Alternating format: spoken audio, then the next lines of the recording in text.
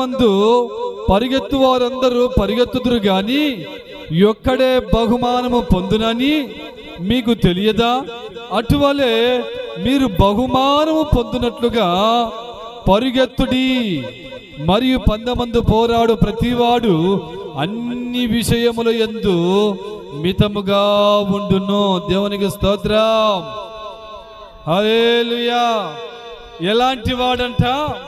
బహుమానము కొరకు పరిగెత్తువాడు వీడు. ఈ లోకములో పరిగెత్తేటివి చాలా రకాలుగా ఉన్నాయి, అనేక దారులున్నాయి, అనేక మార్గాలు ఉన్నాయి. పందెపు వందు పోరాడువారు ఎలా పరిగెత్తుతాడంటే బహుమానము పొందుటకి, బహుమానం పొందుటకే పరిగెత్తాలి. పరిగెత్తడం అంటే చాలా మంది కొంతమంది అనుకుంటారు అదేంది సవారీ వేసుకొని గుర్రాల మీద వెళ్తూ ఉన్నారు, దానిలో ముందుగా పరిగెత్తేవాడే ఆ బహుమానం పొందుకుంటాడు. అది లోక సంబంధమైన పరుగులు కాదు. దేవుడు ఇక్కడ తెలియపరుస్తుంది. ఇక్కడ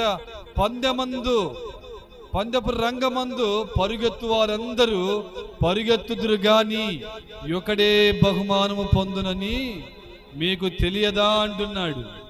అంటే ఏ పరిగెత్తమంటున్నాడు?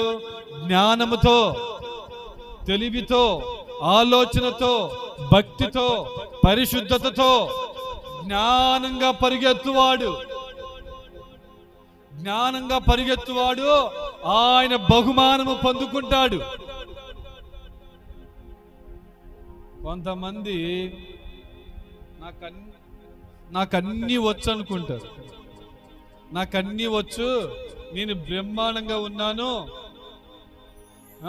భక్తిలోను, పాటల్లోను, ప్రార్థనలోను, ఆరాధనలోను, ప్రతి విషయములోను నేను నెంబర్ 1గా ఉన్నాను అనుకుంటుంటారు కొంతమంది.